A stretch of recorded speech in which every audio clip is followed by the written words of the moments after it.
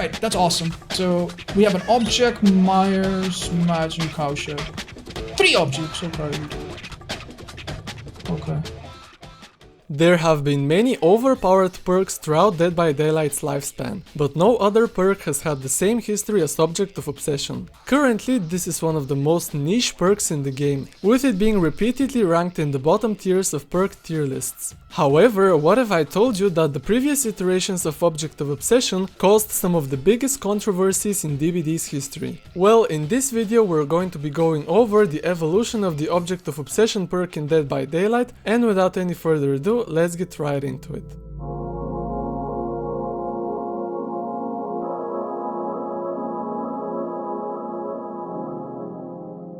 Our story begins during the late October of 2016. These were uncertain times for Dead by Daylight, as the only chapter released prior to that was The Last Breath, which meant that players weren't used to the current 3-month cycle of new content. People were just starting to get the hang of the nurse when, completely out of the blue, Behavior dropped the Halloween chapter. This was the first ever licensed chapter to be introduced to Dead by Daylight, which brought several new things to the game, these being a new killer, The Shape, or more commonly known as Michael Myers, a new survivor, Laurie Strode, and a new map, Lambkin Lane Haddonfield, which, fun fact, was the first ever map in DBD to not feature the Killer Shack. Along with that, this update also implemented a brand new mechanic that players had never seen before, the Obsession. As you might already know, all of the 2 new characters' perks were related to this mechanic, including Object of Obsession, one of Laurie's 3 teachables. Let's read the description of this perk to understand how it functioned. A supernatural bond links you to the killer. If you are looking in the killer's direction while outside their terror radius, your link will reveal your auras to each other. If you're the killer's obsession, this effect applies up to a maximum range of 72 meters. If you're not the killer's obsession, this effect only applies up to a maximum range of 64 meters. Increases the odds of being the obsession. The killer can only be obsessed with 1 survivor at a time.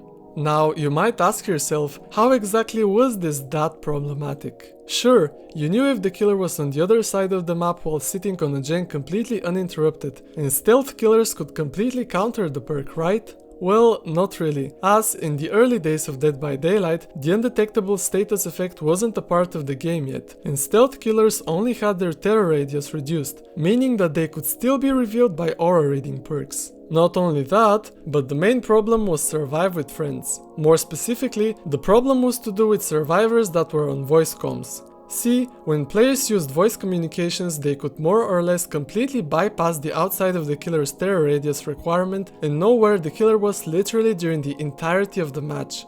The main offenders of this strategy were 4-man bully squads, which, even with only 1 person on the team running the perk, could guarantee value for the whole entire squad. 2016 went by, 2017 went by, 2018 went by, and the perk still remained completely untouched. Things got even more heated when one of the most notorious Dead by Daylight developers, Almo, who is hilariously known for not being particularly good at the game, issued a statement that pretty much proved that the dev team only cared about statistics and nothing else, at least back then. Roll the clip. So I went and took a look at the recent statistics on this thing, and it's not used very often, and the survivors that use it don't have a particularly high escape rate, so it doesn't seem like it's an amazingly effective perk. Yeah, you may die if you had Object of Obsession, but your 3 other teammates to which you were communicating the killer's exact location throughout the entirety of the match would probably be just fine. Things definitely needed to change. So, on the 4th of May 2021, more than 4.5 years after the initial release of the perk, Behavior finally decided to implement its long-awaited rework.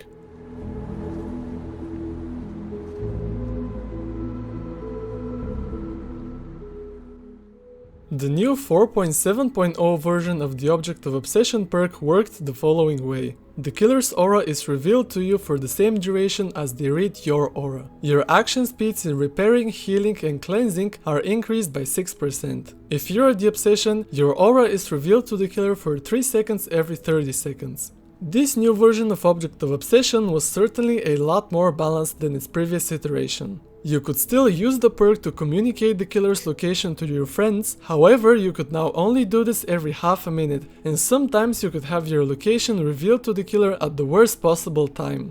This was finally it. Killer players could finally take a breath, as one of the main tools that bully squads had now been nerfed pretty significantly. However, this wasn't the last controversy that the Object of Obsession perk would find itself in, as only a little bit less than a year after that, one of the most notorious bugs in Dead by Daylight history would come to life.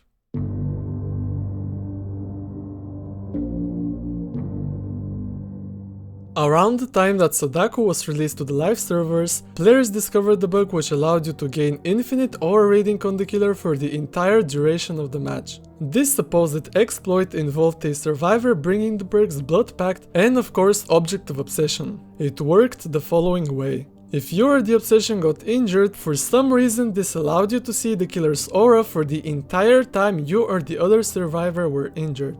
This was without a doubt completely unfair and arguably one of the most game-breaking bugs that have ever existed in Dead by Daylight. Thankfully, unlike most other ridiculous mechanics in the game, the developers kill-switched this one pretty quickly, as of course it was unintended and it got fixed the next patch. But contrary to popular belief, this still wouldn't be the last time that the Object of Obsession perk would receive changes, as 1 year later, the perk got secretly changed without it even being mentioned in the patch notes.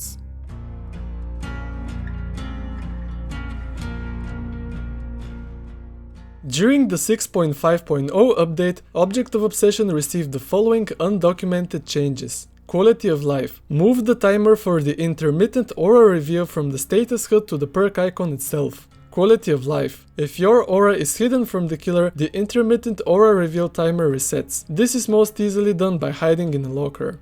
One more thing to note about this perk is that currently it is possible to effectively gain the effects of the old Object of Obsession by pairing the perk with Metal of Man, since it reveals your aura to the killer the next time you heal back to full health and are farther than 16 meters from them.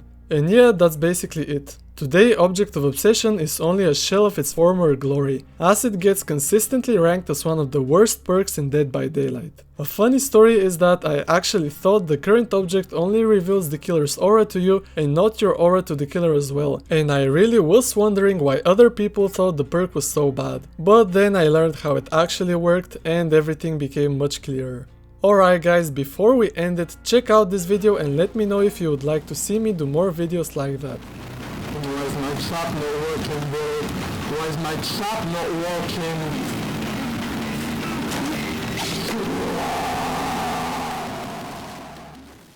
But I guess that was it. We went through the entire history of the Object of Obsession perk in Dead by Daylight. Thank you guys so much for watching and I'll see you in the next one. Bye!